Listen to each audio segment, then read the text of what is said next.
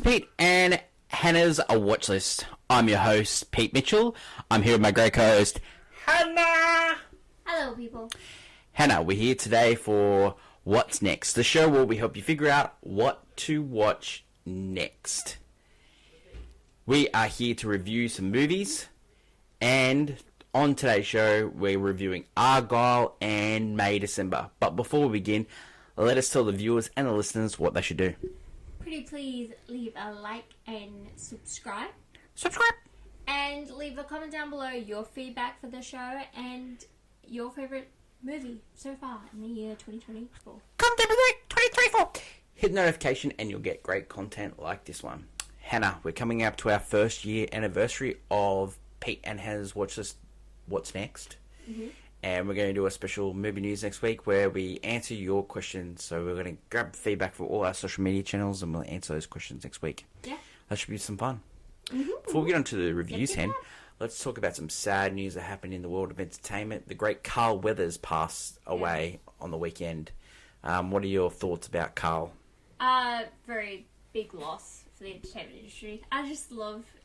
in recent years, I've grown a big love for him because I finally watched like the Rocky movies and then I've watched Predator, but like even his role like in Mandalorian was just really nice. He had some iconic roles like Apollo Creed. He had Predator. He had Happy Gilmore. Yeah, Happy Gilmore. Yeah, that's probably Jobs. the earliest memory of him. And Mando as well. Like, there's some big roles. He was in a movie by himself. He starred in a detective movie called Action Jackson. And Sharon Stone was in that movie as well. So, there you go. Yeah. But yeah, it's huge losses. Like, these losses when you lose people. But this guy, I grew up with, like, those movies, those Rocky movies, I've watched hundreds of times each. And yeah, it's a really sad day to lose him. And such heartfelt messages from Adam Sandler and Sylvester Stallone. Yeah, Arnold Schwarzenegger. Yeah. They, it's also, when these things happen, it's also really nice to just go back and look on their filmography, watch one of your favourite movies or shows. With them. Yeah, well, we watched Rocky 3 where he trains Rocky, and then Rocky 4 where he passes away. Yeah, but Rocky, he's such a great performer at Rocky 4. Yeah, well, we watched the director's cut. The director's cut of Rocky 4. It's a bit different. Oh my god, it's great. No robot, so happy birthday party. It's a serious film. Can I have a job? But yes. So let's get on to the reviews. And the first review we're going to do today is Argylle, which is in cinemas now. Directed by Matthew Vaughn, who did The Kings of Movies, Kick-Ass. He's been a producer too. He used to work with Guy Ritchie a lot. Yeah. Oh, yes. Yeah. Which makes sense. Cause, did X-Men First Class, which was a good reboot. The first... Yeah. Okay, Yeah. The elevator pitch. You are a writer and you write spy novels, and your main character in the spy novels is called Argylle. Yeah, and they turn out to be real. predictive. Yeah, like they predict events that are happening. Yeah, for sure. Yeah. Stars Henry Cavill. Yeah. Bryce Dallas Howard. Yeah. Sam Rockwell. Yeah. Dua Lipa. John Cena. Yeah. Bryan Cranston. Samuel Jackson. Catherine O'Hara. Great cast. I can't remember. Let's get all the nice things away out of the way. It's a great cast. It's such a Ariana DeBose. Yeah, a wide verse cast. Yeah. A great cast, some would say, but I think a lot of just great actors, great characters. Like nice cat. Yeah. There's Scottish Fold. I said that you could have one of those cats. Scottish Fold, yeah. Yeah. Very iconic cat. What we're going to call it? Murtaugh. Yes. Yeah, great name for a cat. What's also good about the film? I think it's it. No, I liked, there's an original song with this movie. Oh, yeah. Like Questionable Boy George, but... that's it. Yeah, it's a great film. Could they use actually the stars of the movie in it? Henry Cavill doesn't know what he's doing in it. No, he was not given direction. He was told, "Can you do this?" And he's like, like I did in Justice League when I had to come back and do reshoots. It was like that kind of acting. Yeah, and his acting in this is very stilted. Yeah, was that on purpose? It could be because I don't want to be here. Yeah, like he read the script and was like, I don't think we're gonna be okay. This is not good, is it? No. the marketing for this film is better than the movie. So this movie was made a long time ago, and they've been holding it back, and I think they're a good reason. So much so that... It cost $200 million, this movie. Yes, so much so that the actual idea for this movie and the twist of it, like, there are 1,000 twists in this movie. Yeah. The main twist was actually used as a talking point for when they first pitched the movie. Yeah. Ages ago. Yeah. And so, going in, you could, if you just look up Argylle, you could probably find the actual original idea of this Well, movie. yeah, there's like a lot of rumours that J.K. Rowling wrote this, and Taylor Swift wrote it. These rumours go on. They did. But they have no existence to this movie Well, whatsoever. the Taylor Swift reason was because of the cat bag, and he got that idea from Taylor Swift because she had the cat bag like that. And also because Taylor, she's talked about, going into film. Yeah. So, this would be a next point. Yeah. But the actual idea that there's, like, this cool author that, no, this is all just Matthew Vaughn going nuts as he slowly decays. For sure. Because I think he went from... A lot of people were towering, like, this guy's good, he's going to make great movies. And recently... Last couple have been great, eh? You cannot say that. Yeah. He's declining. Some people say, like, Taika Waititi also with his films. Mm-hmm. When... we didn't like the last one. We liked the last one. Next Goal Wins was good. Yeah, I like Next Goal Wins. Oh, you love Thor and Love and Thunder? Yeah. I like Taika. I like his work still. It's more that people starting to go, maybe this type was good once, but it's...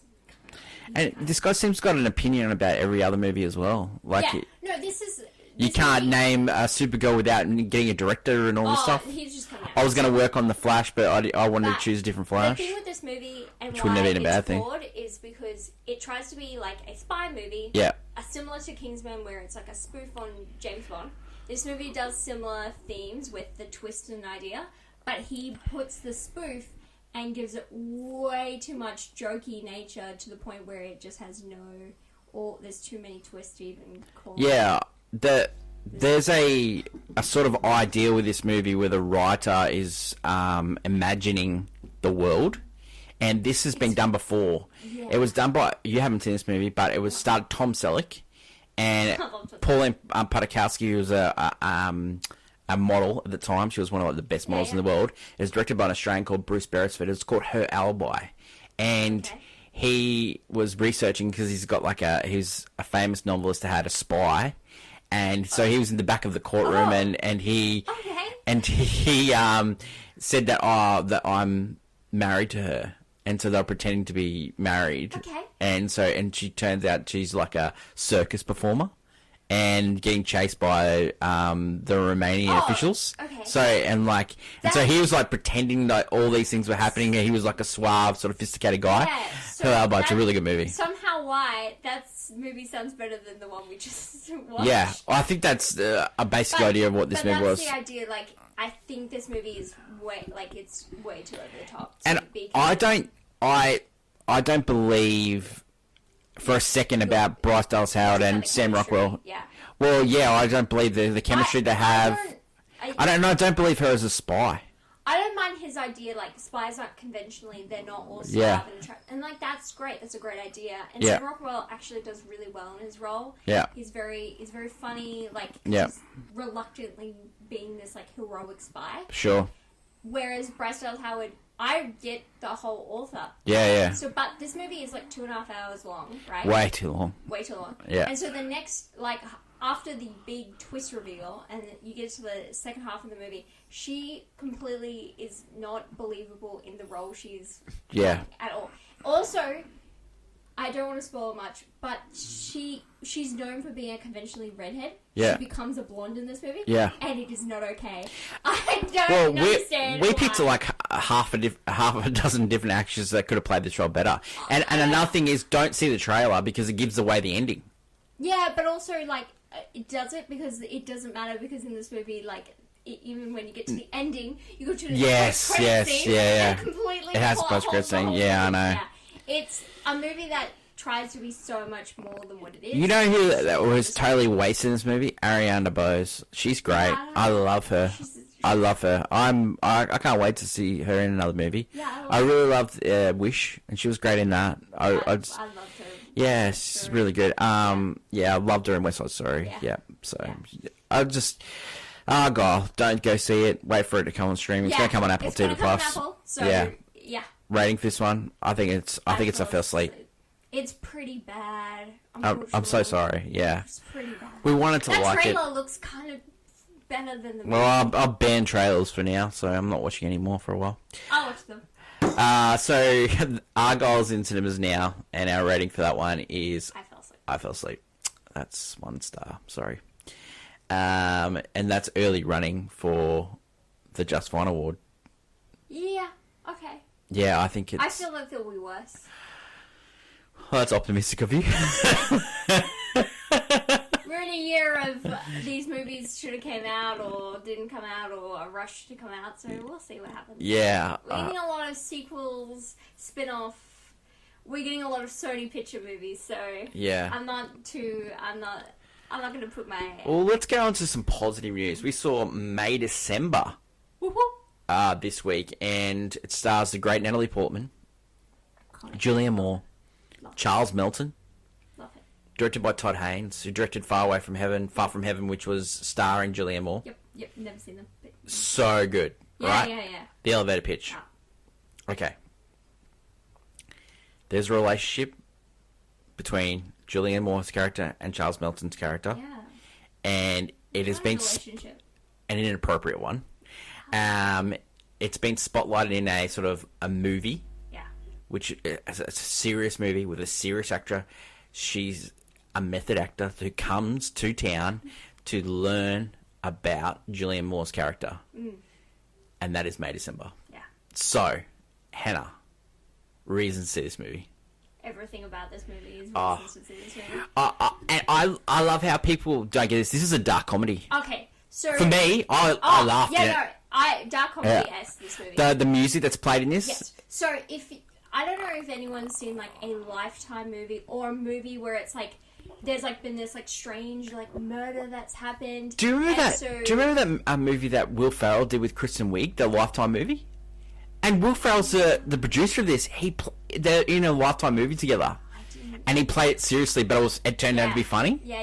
Yeah, well, he's producing this movie. Yes, he does produce this movie. But it's that sort of vein where it's like you have something, almost a melodramatic story at this core. Mm-hmm. And so this actress is, trying to portray the main character who is very, very grey, if not maybe slightly evil.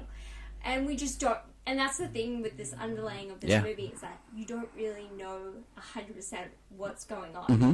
And that keeps you on your toes. I love it. The more this movie goes into it, like, she delves deeper. And Natalie Portman's slowly taking on the characteristics of Julianne Moore's character, like a lisp and how she holds herself and holds her hands. She's just a mimic. Yeah. It's great. Yeah. Also with Natalie Portman's character, she's also kind of grey. Yeah. She's an actress, she's slept with her director, and she's fooled around, and she has a rocky all about herself, she's focused on herself, and when she's going for a role, she's all in. She is all in. She's all in method, baby. Yeah, and so this is kind of one of those like movies that it's all about the acting. It's all about the end scene of this movie where she's actually portraying her in the movie. It's just fantastic. Yeah. It is so good. Yeah. It is so good. I can't recommend this movie highly enough. Yeah. It is fantastic. The performance in this, I love Natalie Portman. Like, she gets a lot of gunk for, like, she reckons that people say she's not a great actress. I think she's totally in on the joke. I think she's so over the top in this movie, and she's being over the top on purpose. Yeah. She doesn't believe in method acting. She goes, I can't be a method actor. I have to go home and be a mother to the kids. And she's just going all in on this. I just love it. I really do. She's incredible. She's one of my favourites. Yeah. I absolutely adore her. She makes this movie, in my opinion. Me too. Because Julianne Moore is doing a great... She has to play the straight... She has to play the character, right? Yep. That we're basing off. So you really need Natalie Portman to really kind of... She's the one you're kind of, in the sense, rooting for, or like you're trying to get to know them. Yeah. Because they're... And it's just so well put together. So rich. It's so rich. Charles Mann. He's good. He's great. Yeah. He was getting a lot of praise. Yeah, he's a big critics role. Like, the critics love this movie, and not so much Hollywood. Hollywood doesn't understand it. Yeah. And it's funny. It's one of those like I think similar. If you've liked Saltburn, Yeah. which has a similar like 100%. Hollywood. We like that because of the dark humor, and that the dark humor in this just works for us. It's dark humor with great acting. Yeah. And I think that's what we like to watch.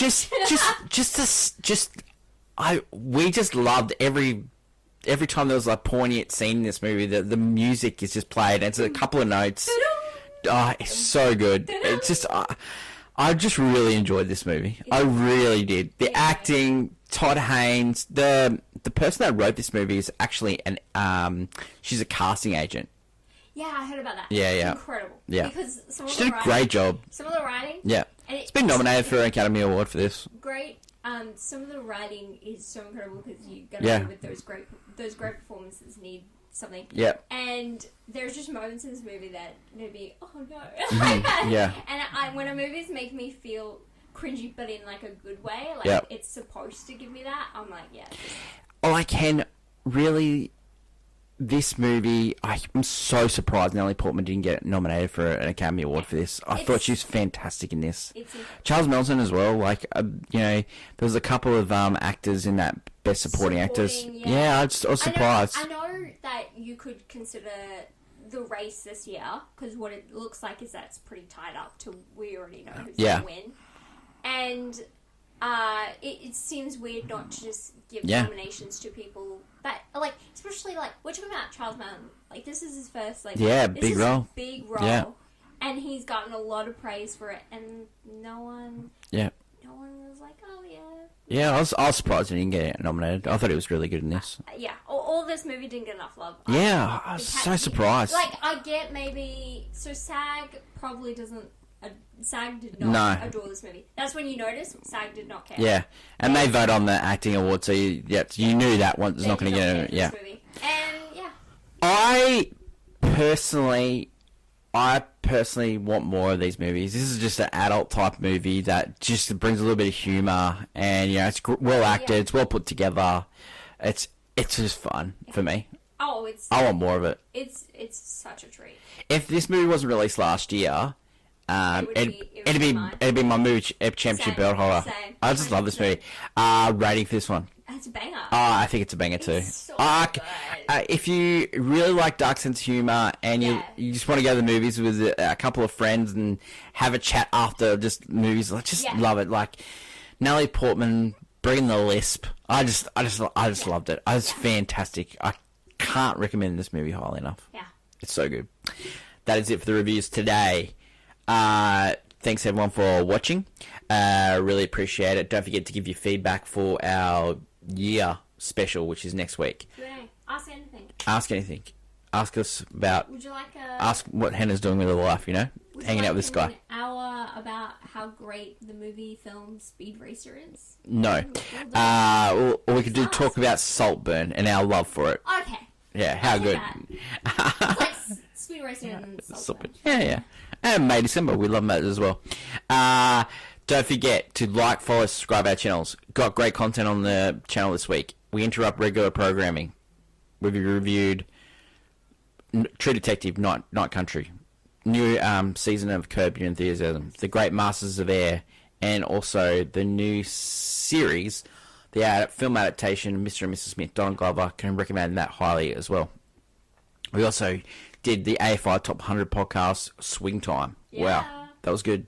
Really enjoyed that episode. Talking to Hannah for 37 minutes about old movies. I could do it all day. Movie news this week. We are going to preview The Force of Nature, Dry 2. Yes. And we're also... And we're also going to look at June Part 1. We're going to go to cinemas. Yeah. We're going to rewatch that. And we're going to do a review. We're going to recap it just for anyone who's like, I feel like watching June 2. Yeah. And so it'll really lead into June 2, which is the end of this month. Yeah. So, great week on the channel. How good, Hen?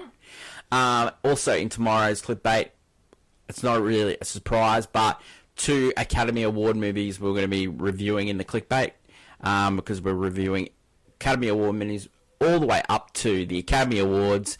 And don't forget, after the Academy Awards, we're doing a live show on YouTube and TikTok. Wow. Our thoughts. our thoughts will immediately turn into a podcast and you can listen to it. How good. That's it for the show today. Thanks, Hannah. Really appreciate it. Great show. Love talking about the bad movie and the great movie. Meow. Have a great week. I wish the Argylle was the cat. Yeah, same. Way to give it away. Thanks everyone for watching. Until we catch up for movie news, it's bye for now. Bye.